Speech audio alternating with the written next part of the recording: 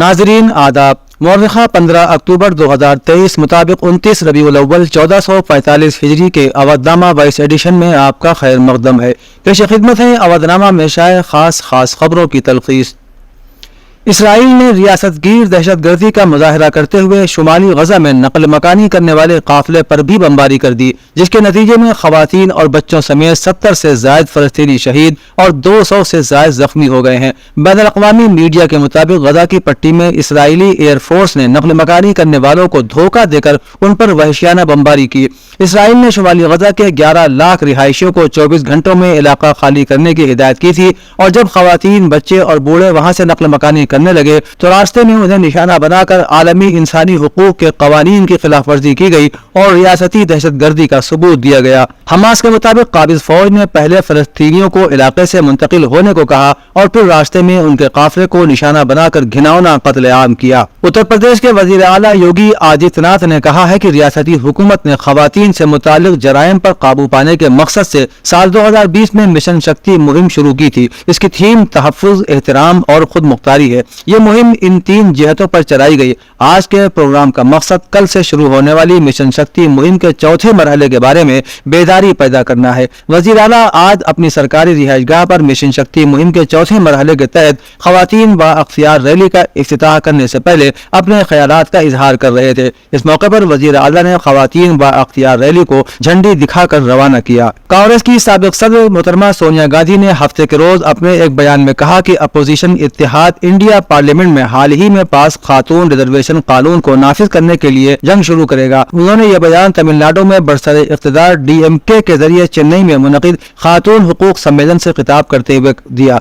तकरीब में सोनिया गांधी ने कहा कि आजहानी राजीव गांधी पंचायती राज में खवातीन के लिए तारीखी 33% रिजर्वेशन लाए। कांग्रेस पार्लियामेंट के अंदर और बाहर हर जगह खातून रिजर्वेशन की रहनुमा रही है। सोनिया गांधी का कहना है कि अब खातून रिजर्वेशन बिल आखिर सिर्फ कांग्रेस ही नहीं बल्कि हम सभी की अनथक मेहनत और कोशिशों के सबब पास हो गया है, लेकिन हम सभी जानते हैं कि इस समत में अब भी एक तवील रास्ता तय करना बाकी है। सऊदी अरब ने इसराइल के साथ सिफारती ताल्लुकात की बहाली के लिए जारी बातचीत को फिलहाल मुअत्तल कर दिया है। गैर मुल्की मीडिया के मुताबिक इसराइल के फलस्तीन पर पै दर पै हमलों और गजा में होने वाली तबाही के बाद सऊदी अरब ने इसराइल के साथ सिफारती ताल्लुकात की बहाली के लिए की जाने वाली बातचीत को मुअत्तल कर दिया, जिससे अमेरिका को भी आगाह कर दिया गया है। इस सिलसिले में खबर रसा इदारे राइटर्स ने ज़राए का हवाला देते हुए कहा कि सऊदी अरब बातचीत का खात्मा नहीं कर रहा, अलबत्ता फलस्तीन में जारी लड़ाई के रुकने तक बातचीत को रोका गया है। लखनऊ में मौलाना मिर्जा मोहम्मद अतहर के बेटे और शिया PG कॉलेज के प्रोफेसर मिर्जा मोहम्मद अबू तैयब की शिकायत पर आज शाम थाना चौक में मौलाना कल्ब जव्वाद, शमील और अमीर शमसी के खिलाफ मुकदमा दर्ज किया गया है।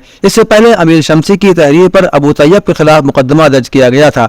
आज अबू तैयब की शिकायत पर IPC 1860 सेक्शन 500 और IT एक्ट 66 के तहत मुकदमा दर्ज किया गया है, जिसमें अबू तैयब ने इल्जाम लगाया है कि सोशल मीडिया पर उनके और उनके खानदान के अफराद के खिलाफ अंगेज बयानात दिए गए हैं। उत्तर प्रदेश के वजीर तवानाई की कोशिशों से रियासत की बड़ी आबादी की जरूरियात के मुताबिक और मईशत को फरोग देने के लिए बिजली के निज़ाम में वसी पैमाने पर बेहतरी लाई जा रही है।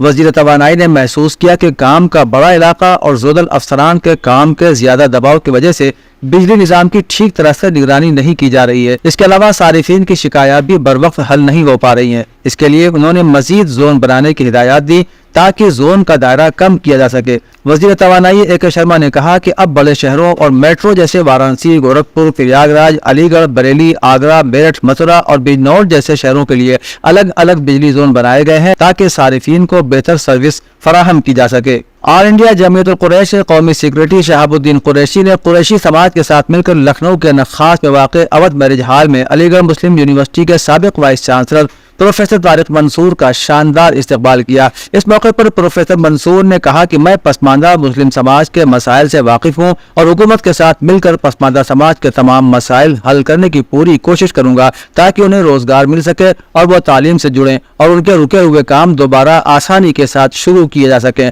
साथ ही उन्होंने बेटियों की तालीम पर भी जोर दिया। Lab academy research and publications ہر سال کی طرح ان سال بھی سابق صدر جمہوریہ ڈاکٹر APJ عبدالکلام کی یوم پیدائش منا رہی ہے۔ اس موقع پر ایک سیمینار کا انعقاد ڈاکٹر APJ عبدالکلام کو خراج عقیدت پیش کرنے اور ادب و فن کے ذریعے لوگوں میں مثبت طریقے اپنانے اور ان کے نظریات اور اصولوں پر عمل کرتے ہوئے مل جل کر زندگی میں ترقی کرنے کا جذبہ بیدار کرنے کے لیے کیا گیا، جس کا مقصد لوگوں سے بات چیت کرنا، ان کی حوصلہ افزائی کرنا اور انہیں نظموں اور کہانیوں کے ذریعے اپنے جذبات کا اظہار کرنے کا موقع فراہم کرنا ہے۔ ایک رپورٹ کے مطابق ریاست میں ہر سال تقریباً 14,700 بچے کینسر کا شکار ہو جاتے ہیں۔ ان میں سے صرف 30% بچے ہی کینسر کے علاج کے مرکز تک پہنچ پاتے ہیں، باقی 70% بچوں کی ریاست کے اندر یا باہر کے اسپتالوں تک رسائی نہیں ہو پاتی۔ یہ بات محکمہ صحت اور خاندانی بہبود کے پرنسپل سیکریٹری پارتھا سارتھی سین شرما نے کی۔ وہ ہفتے کو بچپن کے کینسر کے حوالے سے منعقدہ مشاورتی ورکشاپ سے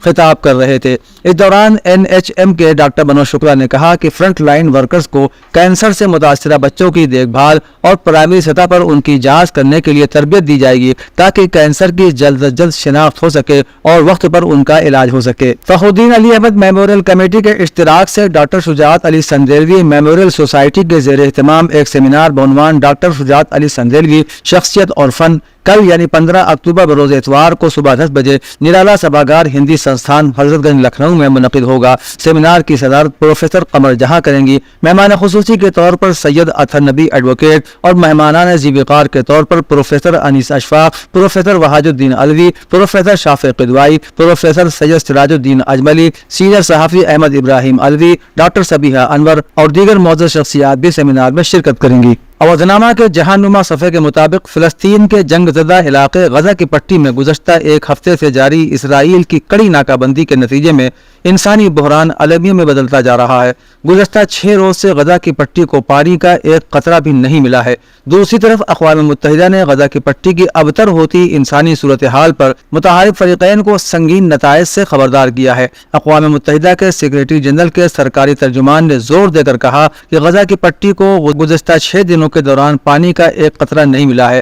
اقوام متحدہ کے ترجمان نے کہا کہ اس حوالے سے ہم مصر کے ساتھ مل کر کام کر رہے ہیں۔ ایران کے وزیر خارجہ حسین امیر عبداللہیان ایک وفد کو ساتھ لے کر شام کے اعلیٰ حکام سے ملاقات اور فلسطین اور غزہ کی تازہ ترین صورتحال کے بارے میں مذاکرات کے لیے دمشق کا دورہ کر رہے ہیں۔ انہوں نے شام کے وزیر خارجہ فیصل المقداد کے ساتھ مشترکہ پریس کانفرنس سے خطاب کرتے ہوئے کہا کہ صدر بشار الاسد کے ساتھ بہت اہم گفتگو ہوئی ہے۔ انہوں نے کہا کہ ہمیں ملنے والی رپورٹوں کے مطابق غاصب صہیونی حکومت کی بعض چھاؤنیاں اور فوجی مرکز فلسطینی استقامت کے کنٹرول میں ہیں، اس لیے وہ غزہ میں عام شہریوں، خواتین اور بچوں کا قتل عام کر رہے ہیں۔ افغانستان کے شمالی صوبے باغلان کے علاقے میں ایک مسجد کے اندر خودکش دھماکے کے نتیجے میں 7 افراد شہید اور 15 زخمی ہو گئے۔ حالانکہ اگست 2021 میں طالبان کے حکومت کا کنٹرول سنبھالنے کے بعد سے بم دھماکوں اور خودکش حملوں میں کمی آئی ہے، لیکن داعش اور دیگر مسلح گروپوں کی طرف سے افغانستان میں دہشت گردی کے حملوں کا خطرہ برابر موجود ہے۔